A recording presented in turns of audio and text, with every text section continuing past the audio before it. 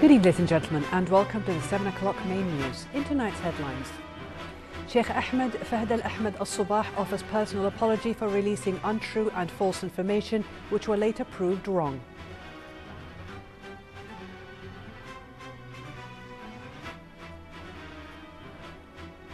His Highness the Emir leaves tomorrow for Egypt to chair Kuwait's delegation at the 26th Arab Summit Conference in Sharm el-Sheikh.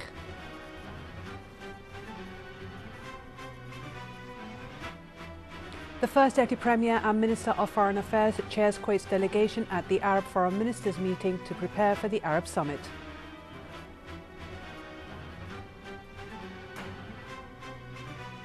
And Saudi-led Gulf and Arab coalition forces carry out airstrikes on Houthi military and leadership targets in Yemen as Operation Storm of Resolve begins.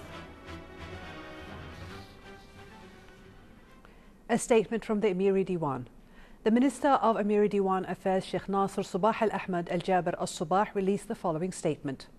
Sheikh Ahmed Fahd al-Ahmed al-Jaber al-Sabah offered personal apology to His Highness the Emir, Sheikh Sabah al-Ahmed al-Jaber al-Sabah, His Highness the Crown Prince, Sheikh Nawaf al-Ahmed al-Jaber al-Sabah, the dignified judicial authority, His Highness Sheikh Nasser al-Muhammad al-Ahmed al-Sabah and his honourable family, former National Assembly Speaker and his honourable family. Sheikh Ahmed apologised for releasing untrue and false information which were later proved wrong. Bismillah ar-Rahman ar-Rahim. سيدي حضرة صاحب السمو أمير البلاد الشيخ صباح الأحمد الجابر الصباح حفظه الله ورعاه. السلام عليكم ورحمة الله وبركاته. أتشرف بأن أرفع إلى مقام سموكم الكريم وإلى مقام سمو ولي عهد الشيخ نواف الأحمد الجابر الصباح ولأسرة الصباح الكرام ولرجال القضاء السلطة القضائية الأفاضل ولسمو الشيخ ناصر لمحمد وعائلته الكريمة ولمعالي جاسم الخرافي وعائلته الكريمة اعتذاري وبالغ أسفي الشديدين على ما بدر مني من مساس وإساءة وتجريح بقصد أو غير قصد خلال الفترة الماضية نتيجة معلومات ومستندات وصلتني تتعلق بمصالح الوطن. ظننت أنها صحيحة وذات مصداقية، أما وقد تأكد لدى الجهات القضائية المختصة عدم صحتها وسلامتها فإن الرجوع إلى الحق فضيلة. وأد ألتمس من سموكم الكريم العفو والصفح لأؤكد أن ذلك سيكون درسا لي أستفيد منه وأستلهم منه العبرة والموعظة ممتثلا لأوامر وتوجيهات سموكم رعاكم الله، ومتعهدا بطي صفحة هذا الموضوع وعدم إثارته مرة أخرى، سائلا المولى جل وعلا أن يحفظ الكويت وشعبها تحت ظل قيادة سموكم الكريم وسمو ولي عهدكم الأمين، وأن يديم عليكما موفور الصحة ودوام العافية ويجعلكما ذخرا للوطن والمواطنين، وليحفظ الله الكويت، والسلام عليكم ورحمة الله وبركاته. His Highness the Emir Sheikh Sabah al-Ahmed al-Jaber al-Sabah and his official accompanying delegation will leave Kuwait tomorrow, Friday, the 27th of March 2015, for the Arab Republic of Egypt, where he will chair Kuwait's delegation in the 26th Arab Summit Conference due to convene in Sharm el-Sheikh Resort. His Highness the Emir Sheikh Sabah al-Ahmed al-Jaber al-Sabah sent a cable of congratulations to His Excellency President of the Republic of Bangladesh, Muhammad Abdul Hamid, on the occasion of his country's National Day.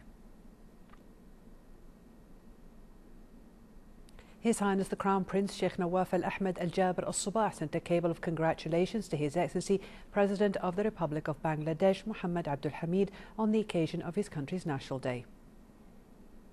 His Highness Sheikh Jaber al-Mbarak al-Hamad al-Sabah, the Prime Minister, also sent a similar cable of congratulations.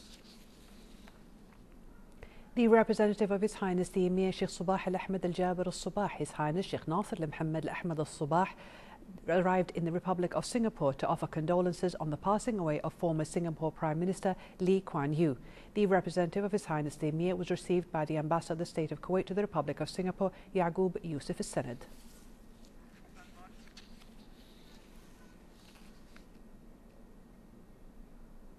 In honour of the representative of His Highness the Emir Sheikh Sabah al-Ahmed al-Jaber al-Sabah, His Highness Sheikh Nasser al-Muhammad al-Ahmed al-Sabah, the Ambassador of the State of Kuwait to the Republic of Singapore, Yaqub Yusuf al-Sanad, hosted a lunch banquet.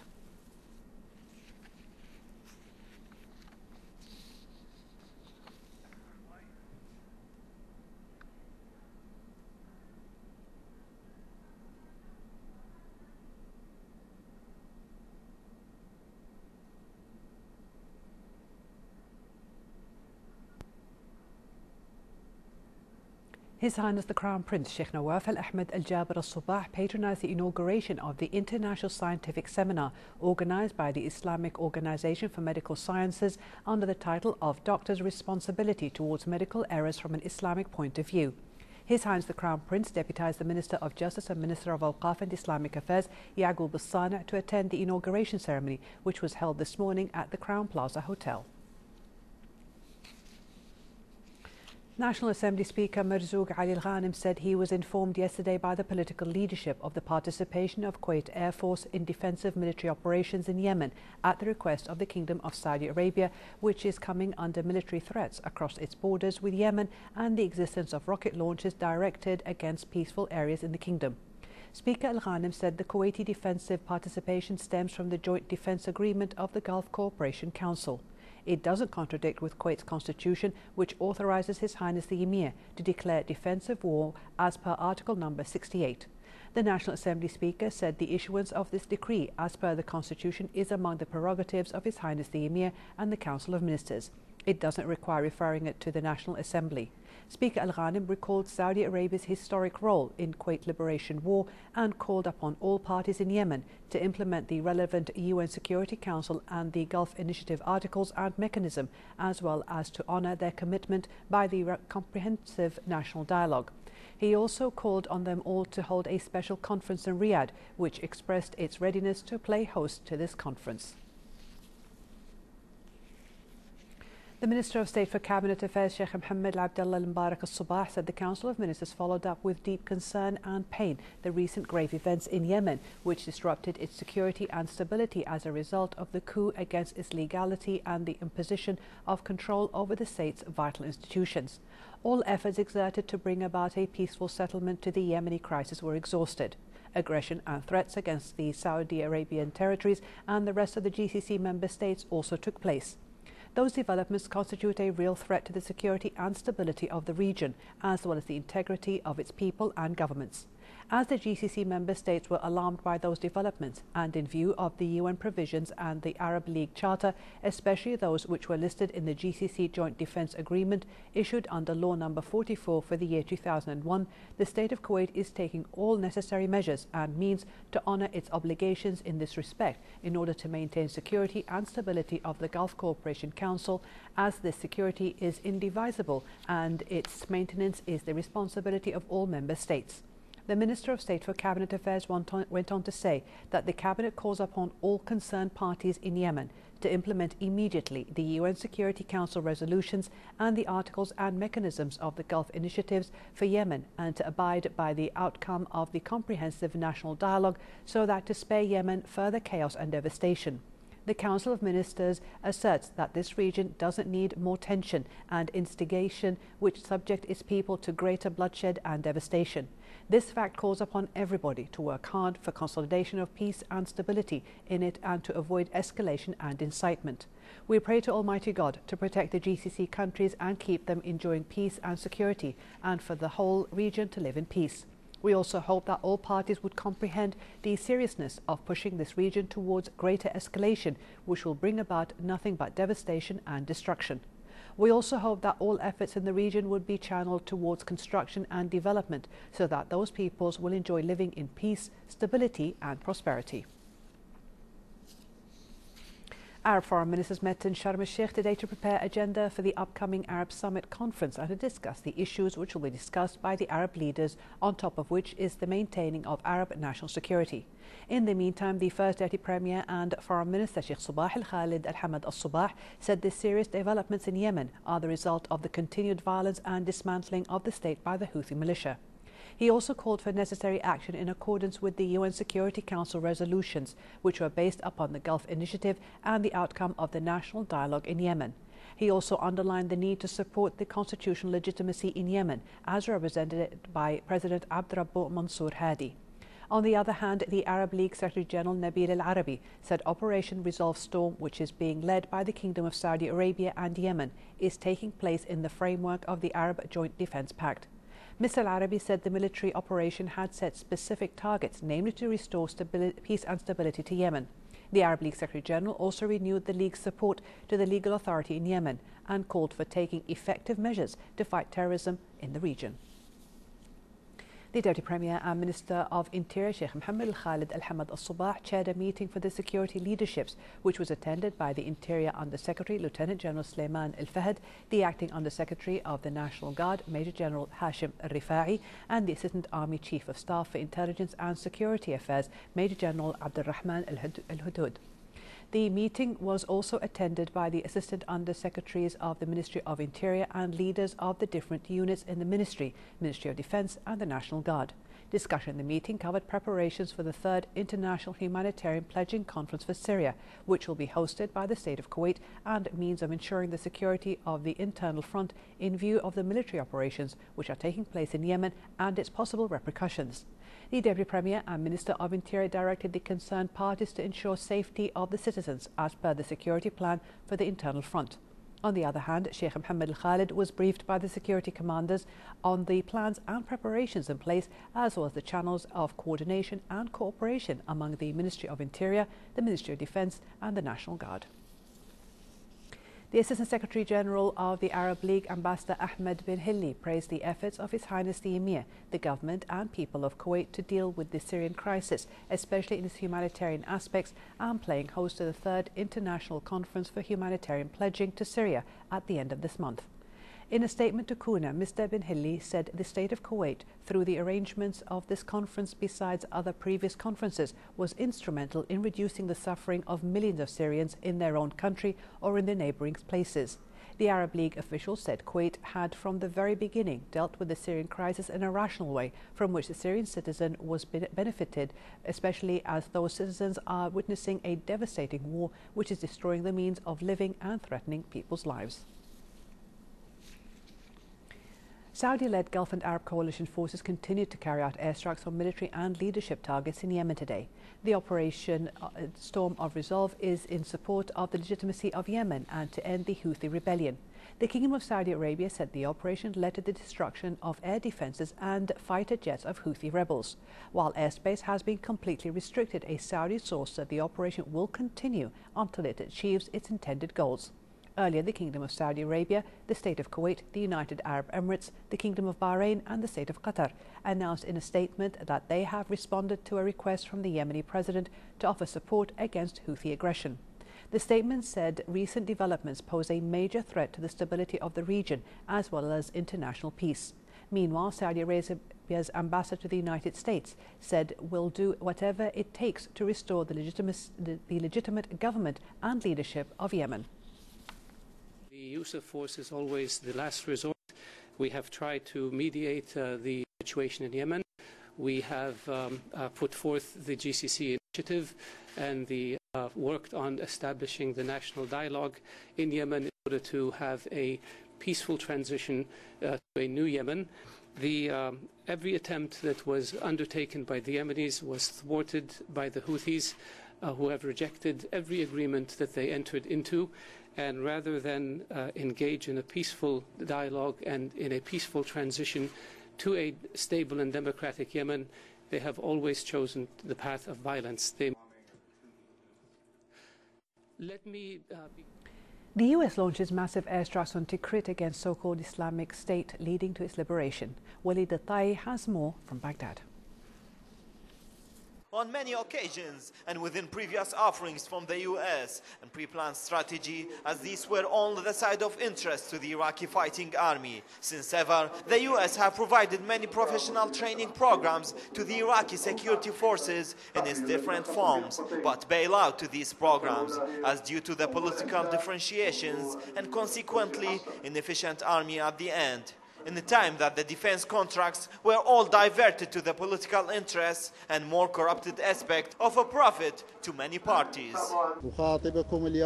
We speak to you today to confirm that the Defense Ministry and from its superior authority have decisively determined the incurred serious strategic implementation start to conduct in all training for all the Iraqi army units and its formations. Moreover, the US have provided the Iraqi side with many sufficient intel informations, including GPS poses, aerial drones photos, non-piloted attacks against many locations of the so-called ISIS, leading to the destruction of the insurgents groups at even the most cached areas, precisely in Beji and Salah al-Din. which were conclusively impervious to the Iraqi side to enter these locations without casualties and other losses to many military ground pieces formations. There are major demands from the Iraqi army and their higher ranks intensively to have the US be the most enrolled supporters to the Iraqi army, whether in training or providing arms, especially in aerial raids done by the US Air Force in many disputes areas facing the so-called ISIS terrorism groups.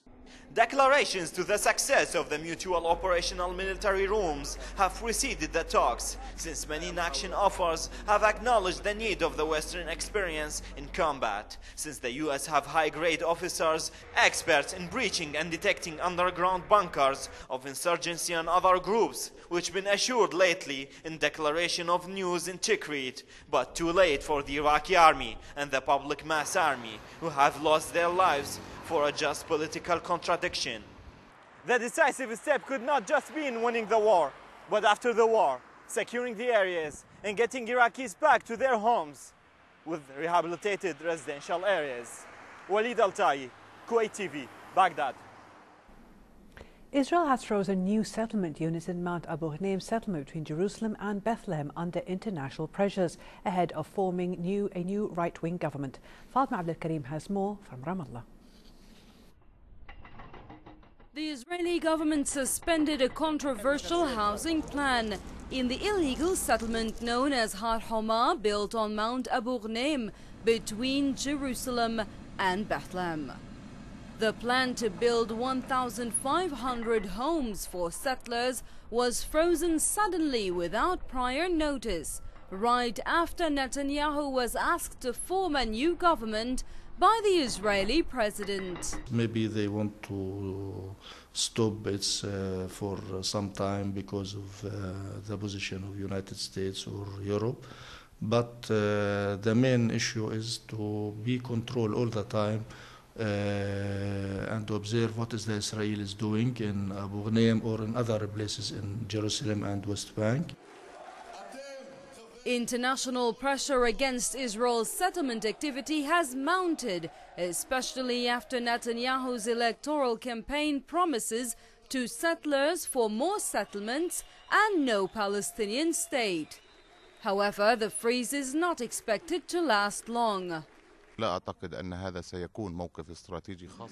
don't believe this is a strategic decision, especially now as Netanyahu has started talks to form his new government.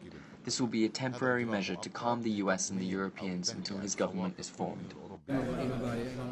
Netanyahu starts his coalition talks with his right-wing allies, most probably to be members of his coalition. The far right in Israel has publicly announced they will not stop settlement expansion, especially in and around Jerusalem. Today's news was received by Palestinians with caution, who expect that the lands earmarked for settlement expansion are likely to increase, like they've increased by nearly 40% only last year. Fatma Abdul Karim, State of Kuwait Television, Ramallah, Palestine. At the end of this week's trading at Kuwait Stock Exchange, the main indices closed with losses. The KSX 15 recorded 1,018.34 points with a loss of 26.68 points, and the weighted index closed at 423.64 points, losing 10.13 points. The price index ended trading at 1,018.34 points, going down by 154 points. Here's a reminder of the statement from the Emiri Diwan. The Minister of Emiri Diwan Affairs, Sheikh Nasser Sabah Al-Ahmed Al-Jaber Al-Sabah, released the following statement. Sheikh Ahmed Fahd Al-Ahmed Al-Jaber Al-Sabah personally offered an apology to His Highness the Emir, Sheikh Sabah Al-Ahmed Al-Jaber Al-Sabah, His Highness the Crown Prince, Sheikh Nawaf Al-Ahmed Al-Jaber Al-Sabah, the dignified judicial authority, His Highness Sheikh Nasser Al-Muhammad Al-Ahmed Al-Sabah and his respected family, former National Assembly Speaker and his respected family. Sheikh Ahmed apologized for releasing untrue and false information, which were later proved wrong. بسم الله الرحمن الرحيم. سيدي حضرة صاحب السمو أمير البلاد الشيخ صباح الأحمد الجابر الصباح حفظه الله ورعاه. السلام عليكم ورحمة الله وبركاته. أتشرف بأن أرفع إلى مقام سموكم الكريم وإلى مقام سمو ولي عهد الشيخ نواف الأحمد الجابر الصباح ولأسرة الصباح الكرام ولرجال القضاء السلطة القضائية الأفاضل، ولسمو الشيخ ناصر المحمد وعائلته الكريمة، ولمعالي جاسم الخرافي وعائلته الكريمة، اعتذاري وبالغ أسفي الشديدين على ما بدر مني من مساس وإساءة وتجريح بقصد أو غير قصد خلال الفترة الماضية، نتيجة المعلومات ومستندات وصلتني تتعلق بمصالح الوطن. ظننت أنها صحيحة وذات مصداقية، أما وقد تأكد لدى الجهات القضائية المختصة عدم صحتها وسلامتها، فإن الرجوع إلى الحق فضيلة. وأد ألتمس من سموكم الكريم العفو والصفح لأؤكد أن ذلك سيكون درسا لي أستفيد منه وأستلهم منه العبرة والموعظة، ممتثلا لأوامر وتوجيهات سموكم رعاكم الله، ومتعهدا بطي صفحة هذا الموضوع وعدم إثارته مرة أخرى، سائلا المولى جل وعلا أن يحفظ الكويت وشعبها تحت ظل قيادة سموكم الكريم وسمو ولي عهدكم الأمين، وأن يديم عليكما موفور الصحة ودوام العافية، ويجعلكما ذخرا للوطن والمواطنين، وليحفظ الله الكويت. والسلام عليكم ورحمة الله وبركاته. For a chance to see our reports again, please visit our YouTube channel at MOI Kuwait News. And to recap tonight's news, here the headlines once again. Sheikh Ahmed Fahd Al Ahmed Al Subah offers personal apology for releasing untrue and false information which were later proved wrong.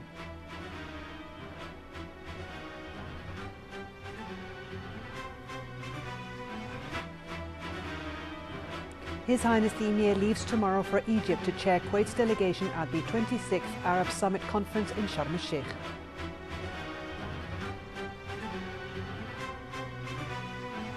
The First Deputy Premier and Minister of Foreign Affairs chairs Kuwait's delegation at the Arab Foreign Ministers meeting to prepare for the Arab Summit.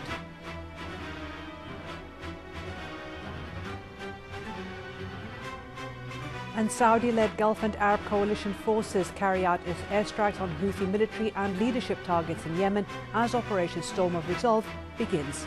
Thank you for joining us.